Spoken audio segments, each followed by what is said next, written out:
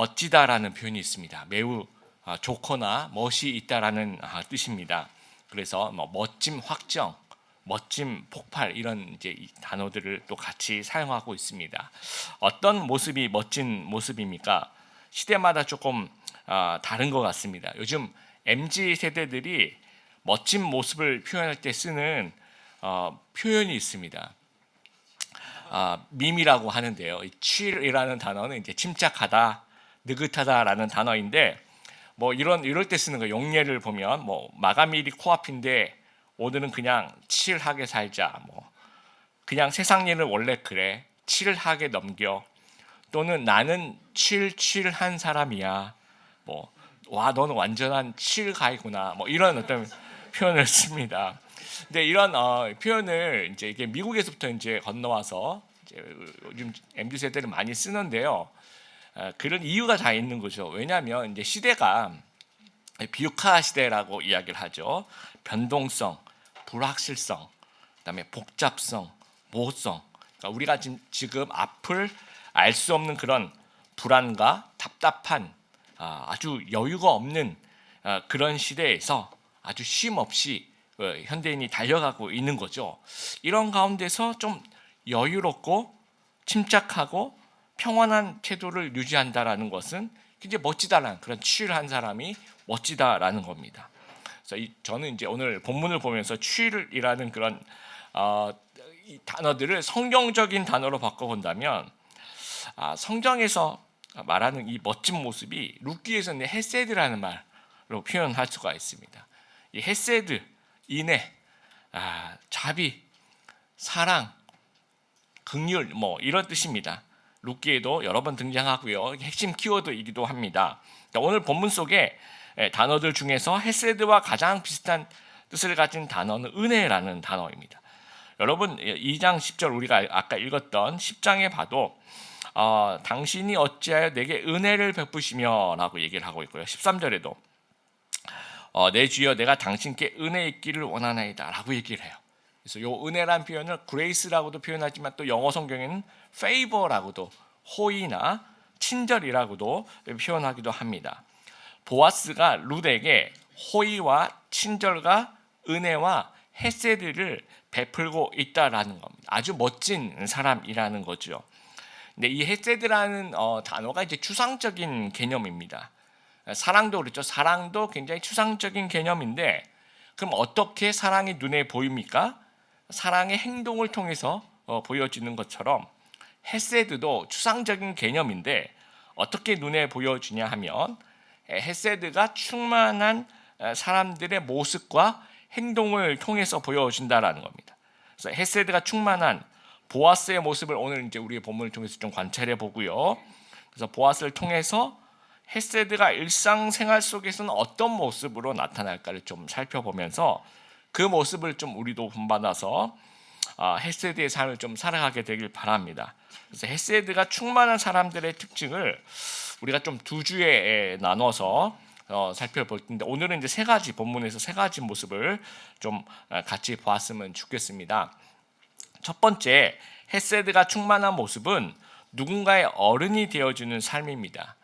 어른이 무엇일까를 고민하게 만들어준 사건이 저에게는 2014년의 그 세월호 사건입니다. 배가 왼쪽으로 기울기 시작하고 선원들이 다 탈출하기 시작했는데 학생들에게 가만히 있으라고 얘기하면서 1시간 이상을 그냥 흘러보내는, 당시 어른들이 보여줬던 모습은 무능하고 비겁하고 이기적이고 무책임한 그런 모습이었습니다. 한국 사회가 만들어낸 전형적인 어른 없는 사회 모습을 그대로 보여주는 사건이 아닌가 생각합니다. 가짜 어른과 진짜 어른이 있습니다. 그럼 어른이라고 착각하는 것들이 뭐가 있습니까? 내가 나이가 많다, 그래서 어른이다. 내가 지위가 높아서 어른이다. 내가 이 공동체에 오래 있어서 어른이다. 내가 어떤 힘이 있어서, 내가 어떤 권위를 나타내고 권위를 보여줄 수 있어서 어른이라고 생각하는 것은 다 착각입니다. 진짜 어른은 이제 보아스의 모습인 거죠. 우리가 보아스의 모습에서 좀 진짜 어른의 모습을 좀 찾아봤으면 좋겠습니다. 이 8절과 9절을 보면 진짜 어른의 모습은 보호와 공급의 모습입니다. 먼저 보호를 먼저 살펴보면 8절에 보면 보아스가 루드에게 이릅니다. 이삭을 지으러 다른 밭으로 가지 말고 여기를 떠나지 말고 나의 소녀들과 함께 있으라라고 얘기하고요. 9절에도 그 소년들 거기서 이제 남종들을 얘기하는 거죠. 소년들에게 명령하여 너를 건드리지 말라 하였느니라라고 얘기를 합니다. 율법에 이삭 줍는 것은 이제 아주 그냥 율법의 규정 중에 하나이지만 실제로 밭 주인들은 당시의 그 율법을 무시하면 끝인 겁니다. 그래서 이삭을 주우러 다니는 사람들에게 좀 불친절하거나 아니면 충분히 위협을 가할 수가 있다라는 거죠.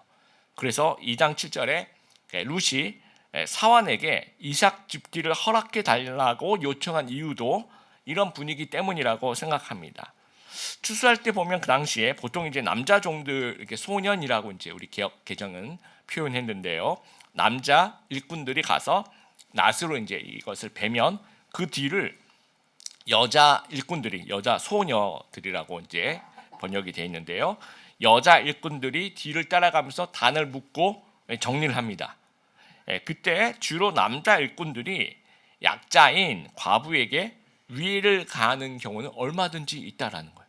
그래서 9절에 보아스가 자기 남자 일꾼들 소년들이라고 얘기하는 사람들에게 명령합니다. 건드리지 말라라고 이렇게 명령을 하고 8절에는 여자 일꾼들하고 같이 있으라고 소녀들하고 같이 있으라고 얘기해요. 더 훨씬 더 안전한 거죠. 그래서 적어도 보아스의 밭에서는 룻은 안전한 겁니다. 그리고 공급을 해주는데요. 9절에 보면 내가 그 소년들의 명령에 너를 건드리지 말라 하였느니라 목이 마르면 그릇에 가서 소년들이 길러온 것을 마실지니라 하니라. 그리고 그 9절 앞부분에 보면 배는 밭을 보고 그들을 따르라라고 얘기를 하고 있어요. 일꾼 뒤를 바짝 따르라는 얘기예요. 제가 지난주에 보여드렸던 그 밀레의 그림에 보면 이삭을 줍는 분들하고 일꾼들하고 저만큼 떨어져 있죠, 그렇죠? 왜냐하면 이제 뭐라 그러죠? 이 경상도 사투리를 걸거치니까. 그러니까 이제 좀 떨어져 있으라고 아마 그러겠죠. 본인들이 다 하고 난 다음에 가서는 이제 그때 이제 가라는 얘기인데 지금 보아스는 딱 달라붙어서 이 주스라는 거예요. 왜? 바로 떨어지는 이삭을 제일 먼저 줄 수가 있는 겁니다. 그 혜택을 지금 주고 있는 거예요. 그리고 일꾼들의 물을 마시라고 얘기합니다. 여러분 더운 지역입니다. 그 팔레스타인 땅이 하루 종일 노동을 하면 얼마나 목이 마르겠습니까? 그래서 일꾼들이 자기들 먹으려고 하는 그 물을 먹을 수 있는 것을 공급을 해줘요. 그러면 어떤 이익이 있냐면 만약에 목이 마르면 어떻게 하겠습니까? 다른 우물이나 어딘가까지 가야 되잖아요. 그 갔다 올 때 시간이 그렇죠? 시간이 지체되면서 이삭 줍는 그런 양에도 영향을 미칠 거고 또 왔다 갔다 하는 그 길이 안전하지도 않을 수도 있습니다. 그래서 그 모든 것을 다 고려하는 것. 그래서 물도 공급하고 이삭도 공급하고 하여튼 필요한 모든 것들 다 공급해주고 있는 거예요. 그러니까 진짜 어른의 정의는요. 보호와 공급을 통해서 누군가의 설당이 되어지는 그런 사람입니다. 보아스는 룻이 살아갈 든든한 기반을 제공해주고 있습니다. 모압 땅에서 돌아와서 살아갈 길이 막막했던 룻과 나오미에게 보아스는 안전을 제공하고 먹을 것을 공급해주고 있다는 겁니다. 이게 진정한 어른의 모습입니다. 1954년 미국 심리학자들이 한 가지 실험에 착수했는데요. 하와이의 그 작은 섬 카우아이라는 그런 섬이 있습니다. 여러분 카우아이라는 그 섬은 주라기 공원 보셨죠? 거기 배경이 될 정도로 굉장히 아름다운 땅이라고 합니다. 하지만 1950년도에 그 섬은 그 섬에 살고 있는 주민들이 마약과 미혼모와 미성년자 임산부와 폭행과 이혼과 지옥 같은 아주 나쁜 환경이었다라는 거예요. 그래서 실험을 이제 어떻게 하냐면 태어나면 자연스럽게 불행한 삶을 살게 될까라는 그런 퀘스천을 하게 되는 거죠. 안 좋은 환경에서 자란 아이들은 정말 불행한 인생을 살게 될까라는 그 질문을 가지고 이 실험을 시작하는 겁니다. 근데 주민 833명을 대상으로 연구를 시작했는데 보니까 고위험군이 201명을 줄였어요. 고위험군이 뭔지 알겠죠? 굉장히 가정 환경이 굉장히 좀 연구자들이 볼 때도 어렵다라고 생각하는 그런 가정입니다. 그래서 이 고위험군 201명이 도대체 어떻게 자랄까? 어떻게 얘네들이 클까? 아주 긴 세월을 관찰해 봤더니 대부분 그렇게 자기들 생각한 것처럼 안 좋은 환경에서 자랐더니 좀 안 좋게 되더라라는 거예요. 근데 희한하게 그 중에서 3분의 1이 72명만큼은 안 그렇더라는 거예요. 그 72명만큼은 굉장히 건강하게 아주 그냥 잘 성장하더라는 거예요. 그래서 모든 연구를 이제 72명에게 맞추는 겁니다. 도대체 이유가 뭘까? 어떤 이유 때문에 이렇게 고위험군에 속한 친구들임에도 불구하고 이렇게 정말 잘 성장했을까를 이유를 분석해 보니까 이겁니다. 이제 그 아이를 무조건적으로 이해해주고 받아주는 어른이 주위에 적어도 한 명은 있었다라는 거예요. 적어도 그게 뭐 아빠가 되었든 또는 뭐 삼촌이 되었든 할아버지가 되었든 뭐 아니면 이웃에 사는 마음씨 착한 어떤 아저씨가 되었든지 간에 또 학교 선생님이 되었든지 간에 누군가 그 어른 한 명이 그 사람을 잡아 주었다라는 겁니다. 그러니까 한 명의 어른만 만나도 아이들은 엇나가지 않는다라는 거예요. 세월호 이후에 이제 저의 그 상처받은 마음을 달래준 드라마가 저의 그 최애 드라마라고 얘기하는 그 나의 아저씨 라는 드라마인데 거기는 진짜 어른들이 등장하더라고요. 드라마 안에 그 사무보조원인 그 가수 아이유가 이제 나왔는데요. 고졸의 이제 고아에다가 거동 불편하신 할머니를 모시고 빗장이들 그 부모님이 돌아가시면서 쌓아놓은 그 빗장이들이 이제 계속 집을 찾아와서 힘들게 만드는 그런 어떤 젊은 직원이죠. 아무도 말을 걸어주지 않고요. 다 외면하고 혼자도 이제 좀 스스로도 외톨이 같은 삶을 사는 그런 혼자서 고군분투하는 그러한 사람에게 그 주인공 박동훈 과장은 또 그 마을 아저씨들이 다 같이 어른이 되어줍니다. 그래서 빗장이의 폭력으로부터 또 보호해주고 또 할머니의 그 장애 등급 보호 등급을 받아서 요양병원에 입원할 수 있도록 또 도와주고요. 좋은 일자리를 소개해주기도 하고 할머니 돌아가실 때 장례를 또 치러주기도 하면서 정말 그 드라마에는 이게 정말 우리 사회에 이런 사람들이 어른이구나 라는 것을 좀 깨닫게 해주는 그런 어른들이 등장하는 거예요.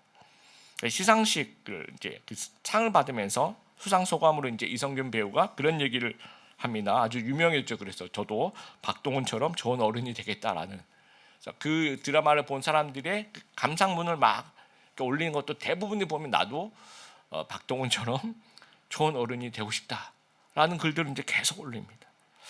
여러분 하나님의 사랑, 헤세드를 경험한 우리의 성도, 우리가 좀 좋은 어른이 좀 되어 줄 수 있었으면 좋겠습니다.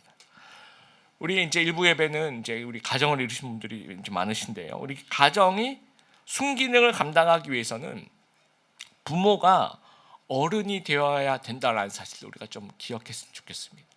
부모라고 해서 자동적으로 어른이 되는 것은 아닌 것 같습니다. 그래서 이 공간에서 내가 어떻게 어른의 삶을 살아야 될지를 우리가 좀 고민했으면 좋겠습니다. 이 드림의 교회, 저희 교회는 젊은 교회입니다.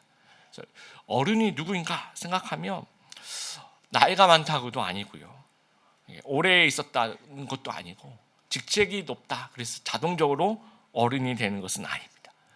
드림의 교회를 보호하고 교회에 쓸 것을 공급하는 그런 사람이 어른이라는 거예요. 아무리 젊은 청년이라도 교회를 감싸고 울면서 기도하고 작은 것이라도 채우려고 하는 그 사람이 어른인 거예요. 아무리 나이가 많아도 교회 문제를 일으키고 분쟁을 일으키고 막 어지럽게 하고 그런 사람들은 어른이 아니라, 감사하게도 저희 교회는 그런 분들이 안 계십니다.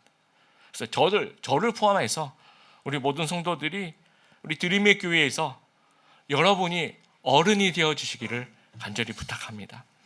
그래서 헤세드가 이 충만한 이 보아스의 모습에서 그 어른의 모습을 볼 수가 있어요.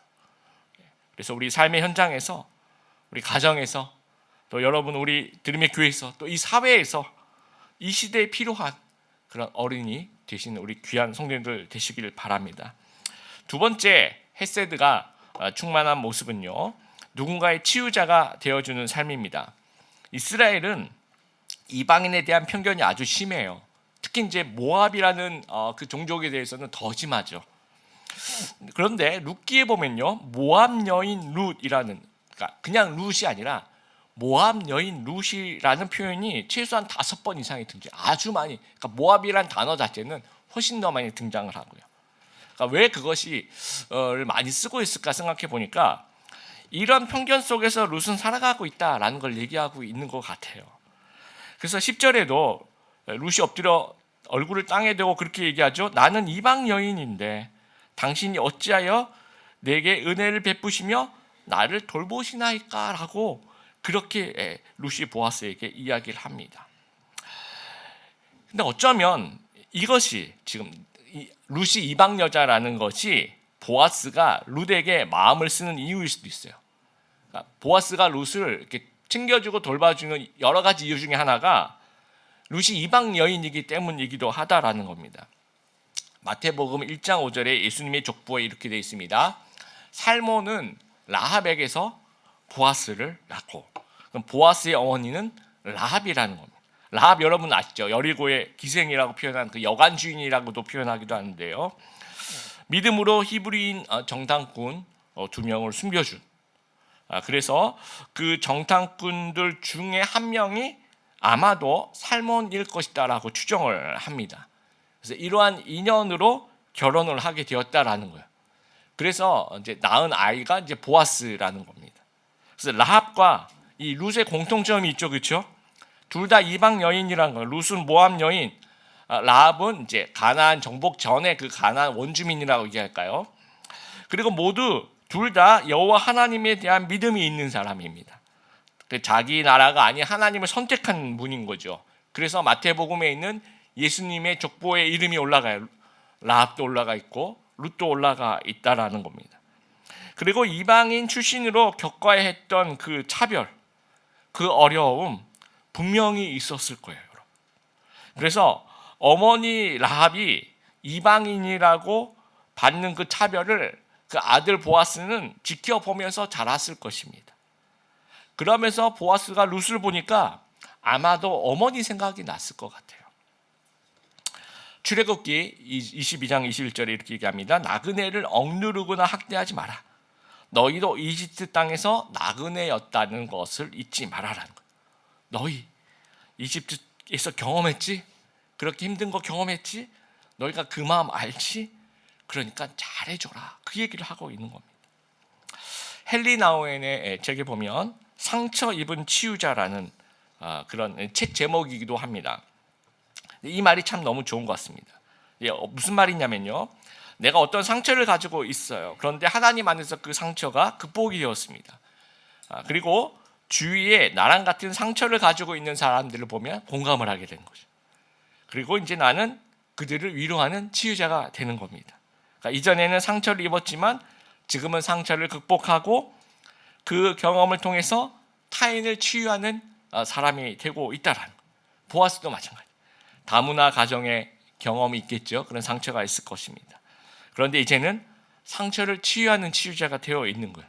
나그네를 삶을 이해하고요, 룻을 치유하는 모습을 보여주고 있는 겁니다. 그래서 우리의 아픔과 아팠던 경험이 우리가 타인을 위로할 선한 도구가 될 수 있다라는 거예요. 여러분, 어떤 드라마를 보니까 그 부모가 이혼 소송을 하고 있었어요. 그 아버지가 바람을 폈는데, 그래서 이혼 소송을 하고 있는데 그 딸이 하나 있는데, 딸이 이제 초등학교 6학년짜리 여자아이가 아주 그 이제 혼돈과 불안과 갈등 속에 있는 겁니다. 담당 변호사가 이제 그 아이에게 이렇게 얘기하는 거예요. 나도 고3 때, 그러니까 그 드라마에서 고3 때 아버지가 바람을 피셔서 나도 이혼한 경험이 있다. 근데 나는 고3이라서 조금 그래도 너보다 나은데 너는 초등학교 6학년이니까 많이 아플 거다 하면서 그런 얘기를 해주는 거예요. 그랬더니 그 아이는 마음을 활짝 열, 그리고 그 변호사를 신뢰하고 거기서 이제 위로를 받는 겁니다. 제가 미국에 갔을 때도 참 가난한 유학생이니까 이제 차를 그 막 중고차 중에서도 굉장히 좀 이제 하여튼 아주 중고차 살 수밖에 없는 그런 환경이었어요. 근데 시카고는 여러분 지난 주간 너무 추웠죠. 근데 시카고는 요거보다 훨씬 더 춥다라고 생각하시면, 그 정도로 이제 겨울엔 춥고 여름엔 또 덥고 하니까 중고차가 이렇게 아주 추울 때나 아주 더울 때는 나는 중고차입니다라는 표시를 합니다. 그래서 제가 미국에 있는 동안 한번 이렇게 기억을 되살려 보니까 총 4번 이상 도로 위에서 차가 멈추는 그런 경험을 했습니다. 첫 번째 도로에서 그 고속도로였는데요. 차가 멈췄을 때는 정말 당황스럽더라고요. 한국에서 그러면 그래도 이제 당황스러울 텐데, 처음에 그러니까 가자마자 고속도로에서 차가 멈췄는데 뭐 어떻게 해야 될지를 모르겠는 거예요. 그래서 막 앞에 그 여러분 뭐 압니까? 같이 갔던 선배가 자기 군대에 있을 때 이 뭐라 그러죠? 그 이런 자동차 고친 정비병이었다, 걱정 마라 하면서 딱 열어보더니 자기도 모르겠다고 이제 둘 다 막 헤매고 어떻게 해야 될지 이제 모르고 있는데, 뒤에서 갑자기 차가 한 대가 쓰더라고요. 그러니까 약간 갓길에다 이렇게 세워놨더니 차가 딱 서더니 이제 백인이 한 명 내려서 무슨 일이냐 그래서 차가 섰고 이제 이렇게 보더니 자기가 뒤에서 이제 너희는 차에 들어가서 기아를 중립으로 놔라. 내가 뒤에서 차를 이렇게 범핑한다는 표현을 쓰더라고요. 뒤에서 차를 이렇게 차체로 이렇게 밀고 나가는 거죠. 쭉 밀어줄 테니까 거기서 한 1km인가 2km 더 가면 뭐 휴게소가 있었던 것 같아요. 거기까지 가면 거기서 네가 이제 뭘 전화하고 뭘 해서 또 할 수가 있으니까 해주겠다라고 얘기를 하는 거예요. 너무 고맙죠. 근데 너무 경황이 없으니까 제대로 인사도 제가 못하고 어떻게 생겼는지 기억도 잘 안 납니다. 그때 이제 뭐 핸드폰도 없던 시절이니까. 그래서 차에 타서 중립으로 이렇게 놓고 하니까 뒤에서 진짜 차로 쭉 이렇게 밀어서 그렇게 한 1km, 2km를 가니까 휴게소가 나오더라고요. 그래서 휴게소에서 이제 차를 대놓고 감사하다라고 갔어요. 근데 지금 생각해보면 그때는 정말 경황이 없어요. 지금 생각해 보면 여러분 그 차를 밀 때 그렇죠. 이 뒤에서 미는 그 차도 칠이 벗겨질 수도 있는 거고요. 그렇죠. 그리고 이게 좀 욱 하고 들어갈 수도 있잖아요. 그 자기의 손해를 감수하는 거예요. 그러면서도 제가 막 공경에 빠진 저를 도와주는 겁니다. 저는 굉장히 이제 두고두고 그 기억이 나요. 그렇게 막 정신없이 하던 때 그 누가 서가지고 이렇게 제 차 이렇게 끌고 갔었던 그 기억이 납니다. 그래서 한국에 와서 이렇게 외국인 중에서 이렇게 길 헤매는 외국인들이잖아요. 그런 사람들 보면 진짜 짠해요. 남산에 그런 사람들 많았습니다. 우리가 남산 시절에. 그래서 하루는 이제 남산 거기 앞에 나와서 저희 사무실이 좀 남아 있는데 외국인이 막 이렇게 있어서 뭐 도와줄까 어디로 가냐. 남산을 가는데 남산 버스를 타고 싶다. 그러면 이제 다른 사람 같으면 일로 가서 일로 가라 이렇게 얘기할 것 같은데 저는 이제 막 그 기억이 나는 거예요. 그래서 그러면 정류장까지 내가 데려갈 테니까 나를 따라와라. 그래서 정류장까지 갔습니다. 여기 정류장 맞다. 내가 그 버스가 올 때까지 기다려주겠다. 그리고 이제 그 버스가 와서 이거 타야 된다. 그럼 그도 이제 저랑 똑같아요. 막 경황이 없어서 뭐 인사도 제대로 못하고 막 그렇게 막 타고 잘 가라 이렇게 인사하고 오는데 계속 그 생각이, 저는 그분이 했던 그 행동에 비하면 뭐 10분의 1, 100분의 1도 안 되는 그런 행동이었던 것 같습니다. 여러분 이제 제가 청년 사역하면서 청년들 중에서 이제 입시에 실패하고 취업에 낙방하고 뭐 이런 청년들이 있습니다. 그러면 이제 위로를 해주면서 다른 얘기할 필요가 없어요. 제가 이런 얘기를 합니다. 내가 유학을 준비하기 위해서 어떤 선배님들이 내가 가고 싶은 모든 학교에 지원해 보라 그래서 5군데 한 7군데 지원서를 썼습니다. 다 떨어졌습니다. 처음에 했더니 전부 다 불합격. 그래서 이런 얘기를 해줘요. 실제로 그랬습니다. 그래서 그 두 번째 이제 더 준비를 더 잘해가지고 지원했던 기억이. 첫 번째 다 떨어졌던 그 얘기를 해주면 굉장히 좋아요. 굉장히 은혜 받고 누군 떨어져 왜 좋아하는지 모르겠지만 하여튼 굉장히 이제 표정이 밝아집니다. 여러분 왜 그럴까요? 그렇죠? 그것은 이제 그 공감이 되는 거, 똑같은 행동에 대한 그 공감, 치유자가 되는 거죠. 혹시 여러분들이 지금 어떤 자녀 문제를 가지고 있거나 또 시어머니와 갈등을 갖고 있거나 또 남편과의 갈등, 부인과의 갈등 또는 마음의 병, 우울증이나 공황이라든지 뭐 어떤 이전의 상처가 만약 있었다고 한다면 이제는 여러분이 거기에 대한 그 부분에 대한 치유자가 될 수 있다라는 거예요. 보아스와 같이. 그래서 헤세드의 그 마음을 품고 이제는 누군가를 공감하고 위로하고 치유하는 그런 보아스와 같은 상처 입은 치유자 다 되시기를 주님의 이름으로 축복합니다. 세 번째, 헤세드가 충만한 모습은요, 하나님의 축복의 통로가 되어주는 그런 삶입니다.